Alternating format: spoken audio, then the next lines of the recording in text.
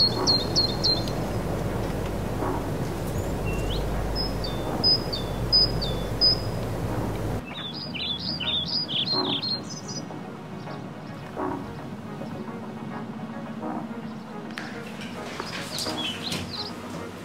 guys! So today I'm going to be showing you how to make a really delicious, healthy cake recipe. It's a double chocolate cake with a cashew vanilla frosting. It tastes just as good as it sounds. It looks amazing too, so nobody would actually know the ingredients are pretty good for you. So the base of the cake, we're using a really bizarre ingredient that doesn't sound so delicious on its own, but is super great as the base of the cake, because then we add all the other flavours on top and you can't even taste them. It's black beans. They're full of amazing fibres and they're super protein rich, and this is actually a pretty great cake for you. Then we're going to use medjool dates, which are super soft and sweet, so they really add the big sweetness element to this cake. We've got coconut flour, which is a gluten-free flour. I personally love it. Cacao powder as well, which you can use cocoa powder, but you just need a little bit more. We've got some oat milk, you can use almond or rice. All the ingredients for the icing, so cashew butter, coconut oil, maple syrup and vanilla extract, and then some eggs, which I got for my chickens, but just make sure when you buy them they're locally sourced and you know where they're from. So the first thing we're going to do is add the beans and the dates to a saucepan, and just make sure that they are really soft before we add them to the blender. So we're just going to add the black beans, which is about 800 grams, about 2 tins. And then also the dates. I've already pitted them, so make sure that you don't add any crunchy stones. They are not delicious. So we're adding these in, and we're just going to cover them with boiling water, just kind of a couple inches over the dates. There we go. And then we're just going to boil them for probably around 3 to 5 minutes, just until they're really super soft, the dates, and you know you can blend them easily. So now we've got the drained beans and dates. They're super soft and ready to put into the cake batter. We're just going to add these ingredients and the cacao, the maple syrup, and also a little bit of milk too, just to blend it all. I'm just going to tip these in here first, like so, making sure that I don't spill it everywhere. If your blender isn't so strong, you can also add in little bits at a time and just make sure that you can actually blend it quite well. Then we're going to add in 1.5 cups of oat milk, dairy-free milk, any kind. This is about 1.5 cups. Then we're going to add in the cacao powder. We're going to add in half a cup, around 50 grams. That's also around kind of 6 tablespoons, or 3 really heaped ones. Okay, and then we've got just to add in the maple syrup. You can also use coconut syrup or any other kind of sweetener you want, but this is my favourite.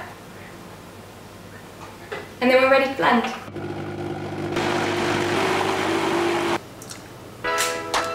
It's so good. So we've just blended up the chocolate mix and it is looking so silky and delicious. I'm just going to pour it into this mixing bowl. It's really chunky right now because we haven't added the eggs in, so it's kind of a little tricky to get out of the blender. You just eat it like this. So now we've poured this chocolatey mix into the bowl. I'm just going to crack the eggs and then slowly put them in too. So you need about 6 eggs, and these are fresh from my chickens, so they are perfect for this recipe. So now I'm just going to whip them up. That was 6 fresh eggs. To make sure they're all kind of normal size. Perfect! So they're all freshly whipped and light and fluffy, so I'm going to add this to the mixture just slowly and mixing it in as we go.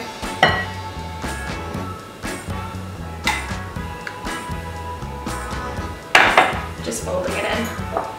I always think these colours are just the most amazing colours together, the yellow and the chocolate. But the point is to combine them obviously. So it's all silky smooth and just so delicious. So the last thing you need to do is add in the coconut flour.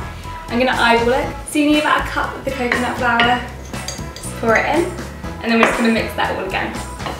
And the last thing I'm going to do is I'm just going to grab the salt and just put a little tiny bit in. Just a little bit. But salt, like salty flavours always bring out the sweetness in any recipe. So always good to add, just add a little pinch. So now we just need to line the tin.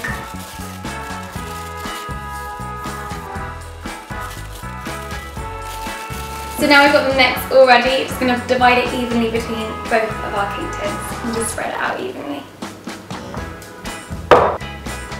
We're just going to do both like this, and then we're going to just put it in the oven that's already preheated at 180 for around 50 minutes. So now, while the cakes bake, we're going to be making the cashew vanilla icing. So the first thing we're going to do is we've got cashew butter. I actually made mine last night because cashew butter on the shelf is pretty expensive and it's so much cheaper just to make on your own. So all you do is you roast 2 cups of cashews, add them to a food processor with a little pinch of salt, and then just process. So I've got about a cup and a half here. So I'm just going to add that as our base. And it's super sticky, so it's really hard to get out. But oh so drizzly. Oh, looks amazing. Okay, so next what we need to pour in is the coconut oil. It's already melted. I'm using around 1/3 cup. So let me just pour this in now. So silky. And then just slowly, because this really can spit in your face. So you can add more coconut oil once you get going. You can just see how liquidy you want it. And just a little tip, when you're storing it before the cake comes, don't put it in the fridge, otherwise it will set and become fudge. So now's a good time to add in the maple syrup. So this is pure maple syrup. You can also use any other kind of sweetener with a lower GI. So I always used to like to use like coconut syrup, brown rice syrup, things like that.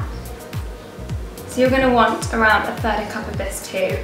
Okay, so now what we're going to do is we're going to just taste the sweetness. And you might want to add a little bit more of the maple syrup, which I'm going to do, and a little bit more coconut oil just to make sure it's not too thick and still really drizzly. And the final thing you need is a few drops of vanilla extract. You can also use vanilla pods as well, but this just really helps to make it sweeter and much more flavoursome too. So just pour that in and add as much as you want. So this is really up to your preference. Delicious. And then just like the other one, just add a little bit of salt to bring out the sweetness. Yum! And there we have it, our icing. So we just gotta wait until the cake bakes through, and don't eat the whole thing while you wait. It's so tempting and very easy to do. So after 50 minutes in the oven, we've got 2 beautiful cakes and we've made our icing. So now all that's left to do is compile it. So I'm gonna put my biggest one on the bottom, and then I'm gonna add a little bit of the amazing icing we've got. There's so much, and you don't need to use too much on the bottom layer. Just enough. And then you can kind of spread it out. And then I'm going to just chuck some cacao nibs on. You can use cocoa nibs too, or some grated raw chocolate, kind of anything. And then I'm going to add at the top. It is looking amazing. So you can add kind of anything you really want on top. And you could add even some caramelized banana slices, some grated chocolate, whatever you really feel.